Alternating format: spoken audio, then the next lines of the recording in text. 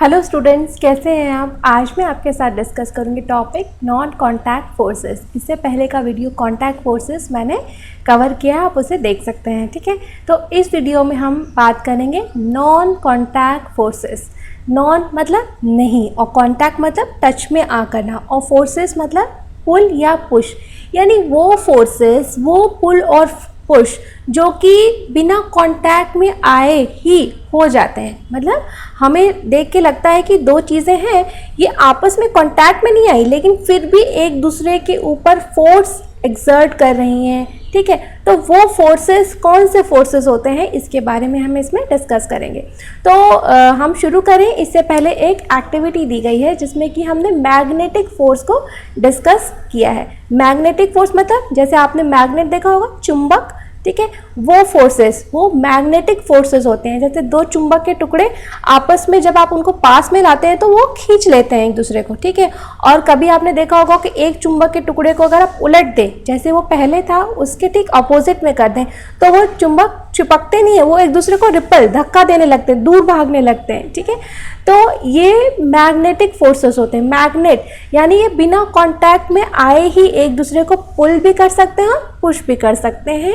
Magnetic forces is one of the examples of non contact forces.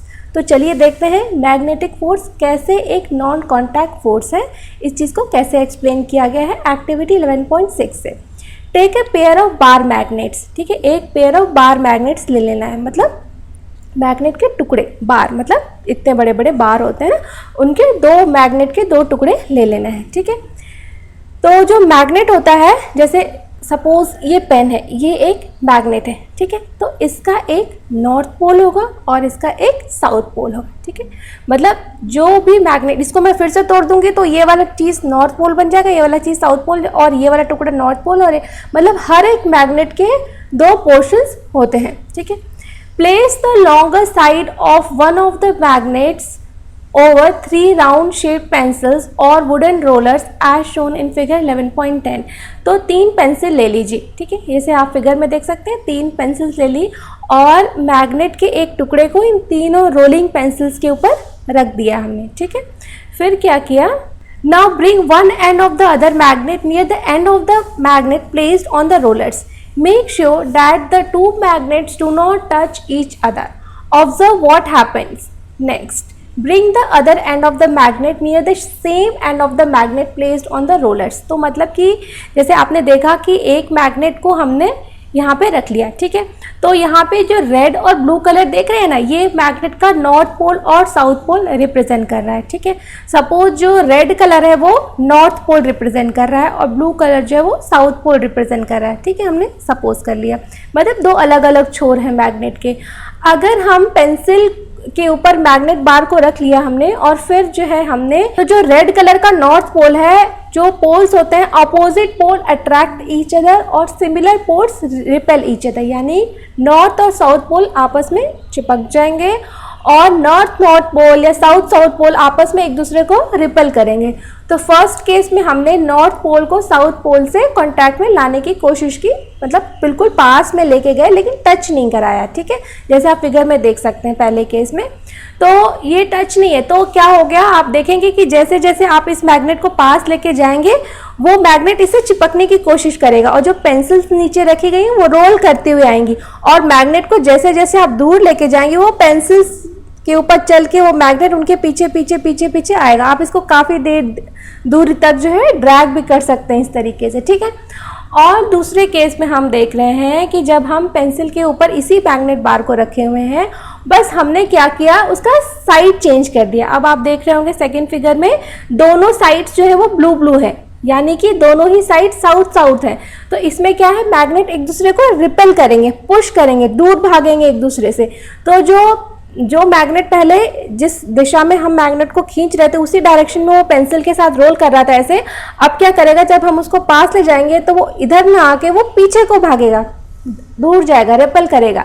ठीक है, so observing attraction and repulsion between two magnet bars. तो हमने ये experiment में यहाँ पे देखा कि मैग्नेटिक फोर्सेस कैसे काम करती हैं। Note what happens to the magnet placed on the rollers every time another magnet is brought near it। तो हमने यही ऑब्जर्वेशन की कि जब ऑपोजिट पोल्स के मैग्नेट्स को पास में लाया जाता है तो वो एक दूसरे को अट्रैक्ट करते हैं, और जब सिमिलर पोल्स के मैग्नेट्स को साथ में लाया जाता है तो वो एक दूसरे को रिपेल करते हैं। Fine. Does the magnet on the rollers begin to move when the other magnet is brought near it? Yes. ठीक है। Does it always move in the direction of approaching magnet? Always नहीं, जब magnet के poles similar होंगे तो repel होगा, और जब मैग्नेट के पोल अपोजिट होंगे तो वो अट्रैक्ट करेंगे। What do these observations suggest? Does it mean that some forces must be acting between the two magnets? तो ये जो पुल हुआ और जो पुश हुआ मैग्नेट्स के बीच में, ये क्यों हुआ? क्या मतलब दोनों के बीच में कौन सा फोर्स लग रहा था? यानी कि ये अपने आप तो हुआ नहीं, यानी कोई ना कोई फोर्स तो ज़रूर काम कर रहा होगा। तो इसी फोर्स को हम कहते हैं magnetic force. You have learn in class 6 that like poles of two magnets repel each other and unlike poles attract each other। ठीक है। Attraction or repulsion between objects can also be seen as another form of polar force, जैसा कि हमने अभी discuss किया। Do you have to bring the magnets in contact for observing the force between them? तो क्या magnets को आपस में टच कराना पड़ा? नहीं ना, वो एक निश्चित दूरी पर से ही अपने मैग्नेटिक फोर्स, मतलब बहुत दूर रहेंगी तो उनके बीच में कोई फोर्स ऑफ अट्रैक्शन नहीं रहेगा। लेकिन अगर थोड़ी सर्टेन डिस्टेंस पे उनको ला दिया जाए तो बिना कॉन्टैक्ट में आए ही वो एक दूसरे के ऊपर फोर्स एक्सर्ट करने लगती हैं, लेकिन बहुत दूर होने पे उनका फोर्स नहीं काम करता। ठीक है। जैसे हमने पहले डिस्कस किया कि लाइक पोल्स मतलब दो पोल्स होते हैं मैग्नेट में हर साइड के, यानी एक पोल साउथ पोल होता है, एक पोल नॉर्थ पोल होता है, और हर मैग्नेट में ऐसे ही दो पोल्स होते हैं। ठीक है। एक मैग्नेट को अगर आप बीच में ब्रेक कर देंगे तो फिर से उस मैग्नेट का एक साउथ पोल, एक नॉर्थ पोल, एक नॉर्थ पोल, एक साउथ पोल, ऐसे हो जाएगा। ठीक है। तो आप ये जो आपने क्लास 6 में भी फिनोमिना पढ़ी होगी, अगर आपको नहीं समझ में आ रहा तो दो मैग्नेट्स आप खरीद करके आप ट्राई करिए। ठीक है। बहुत इंटरेस्टिंग एक्टिविटी होने वाली है ये।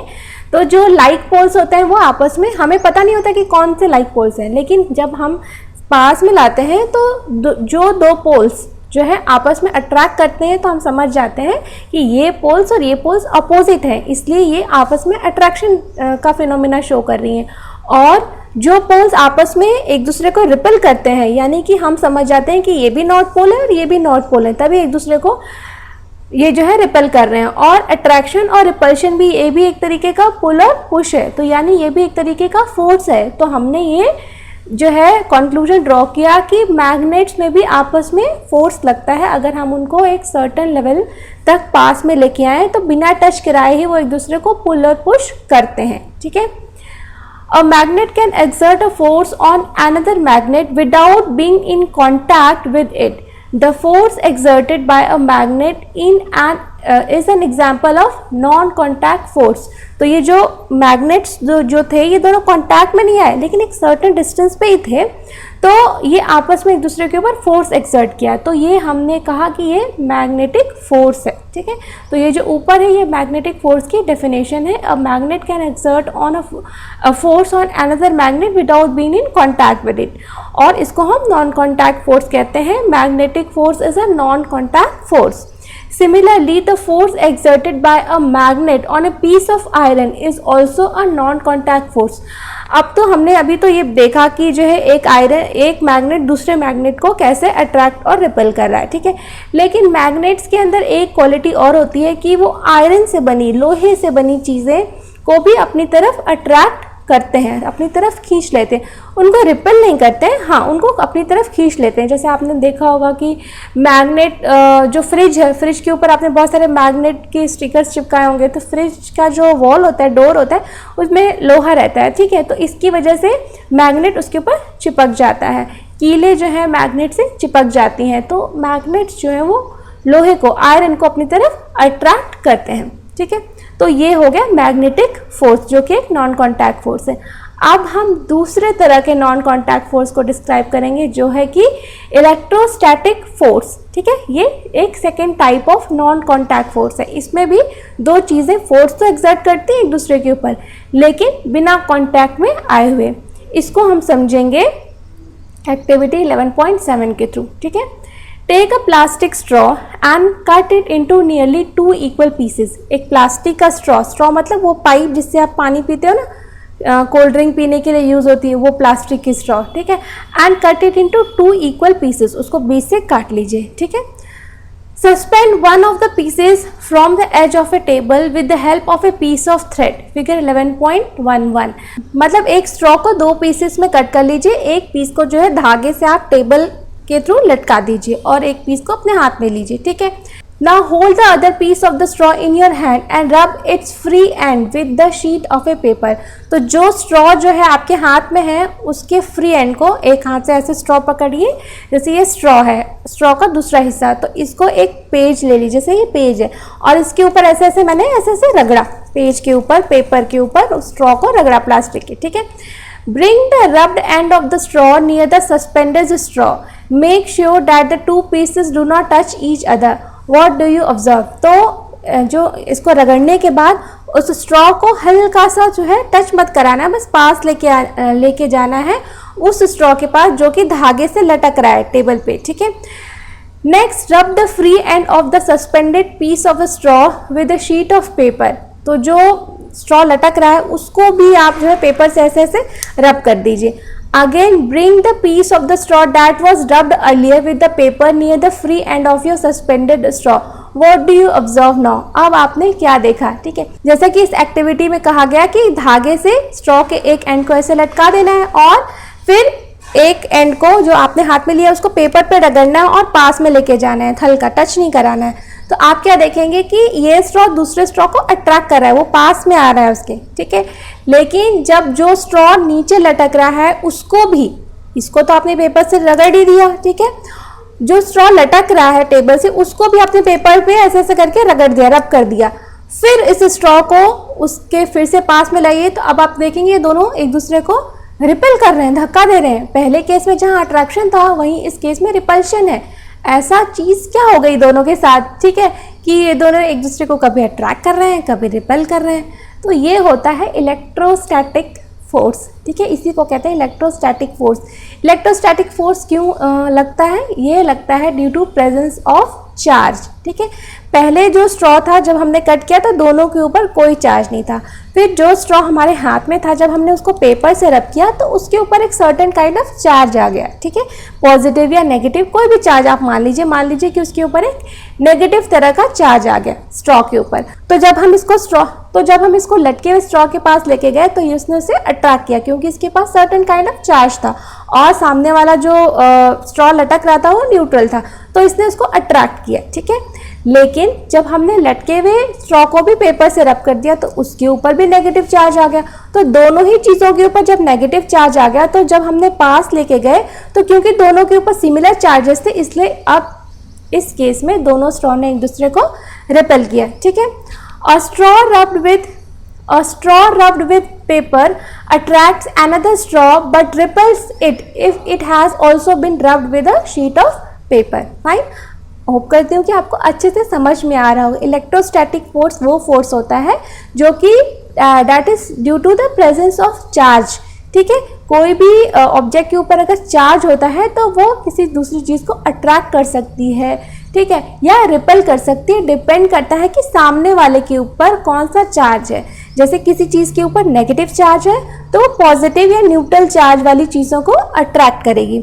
अगर किसी के ऊपर नेगेटिव चार्ज है तो वो नेगेटिव, अगर दूसरी चीज़ के ऊपर भी नेगेटिव चार्ज है तो वो रिपेल करेगी, या इसके ऊपर पॉजिटिव इसके ऊपर भी पॉजिटिव तो भी रिपल्शन, इसके ऊपर नेगेटिव इसके ऊपर नेगेटिव तो भी रिपल्शन, इसके ऊपर नेगेटिव इसके ऊपर पॉजिटिव तो अट्रैक्शन, ठीक है। लाइक चार्जेस मतलब लाइक चार्जेस नेगेटिव भी हो सकते हैं, पॉजिटिव भी हो सकते हैं। अपोजिट चार्जेस क्या हो सकते हैं?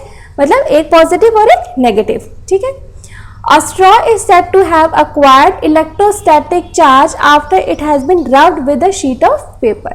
तो रबिंग करने की वजह से चार्ज आ जाता है, ठीक है।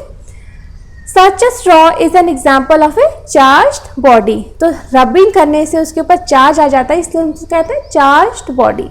The force exerted by a charged body on another charged or uncharged body is known as electrostatic force. This is very important definition of electrostatic force. You must remember this definition for your exam. ठीक है, the force exerted by a charged body on another charged or uncharged body is known as electrostatic force. This force comes into play even when the bodies are not in contact.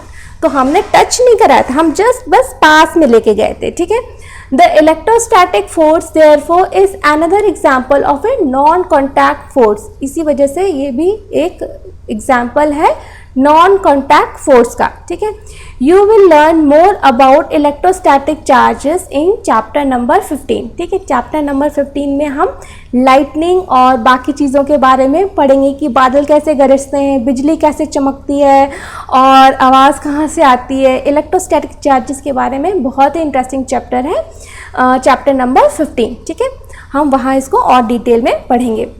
अब तीसरा force आता है, वो है gravitation force. ठीक है, ये भी एक एग्जाम्पल है नॉन कॉन्टैक्ट फोर्स का.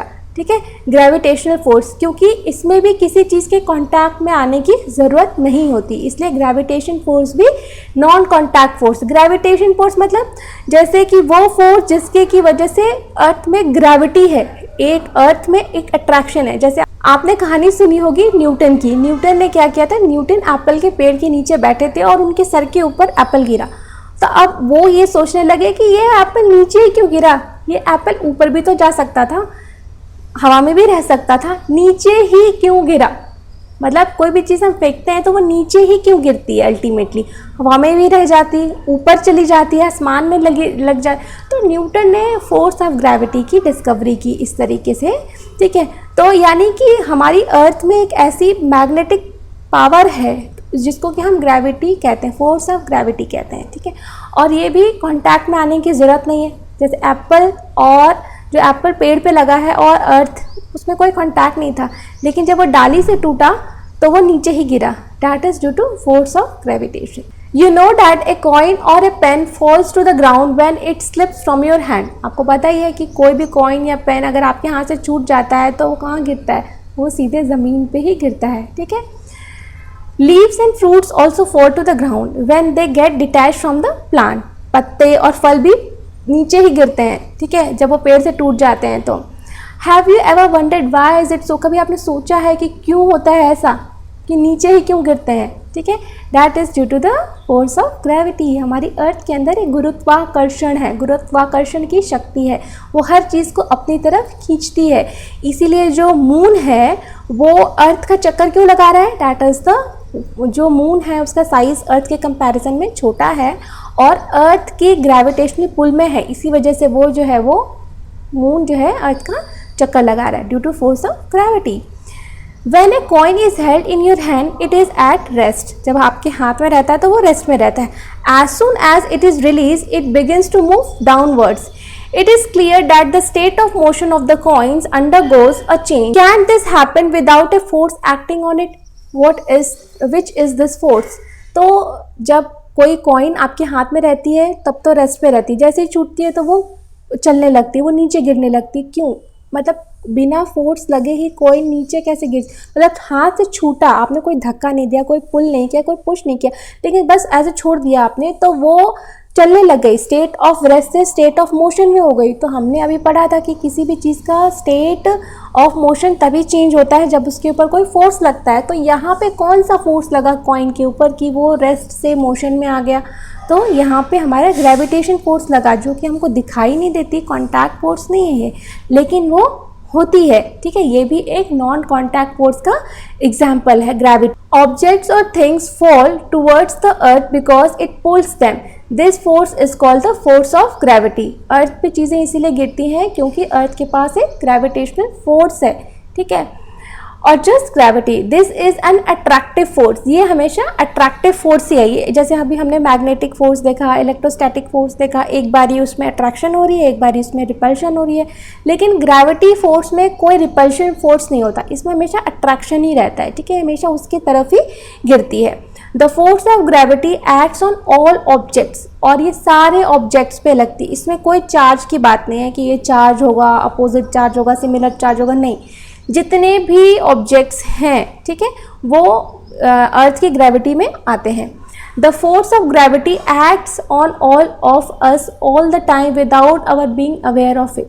हमारे ऊपर भी लगता है, ह्यूमन बॉडी के ऊपर भी लगता है, सारे एनिमल जितनी भी चीज़ें अर्थ के ऊपर हैं सबके ऊपर फोर्स ऑफ ग्रेविटी लगता है।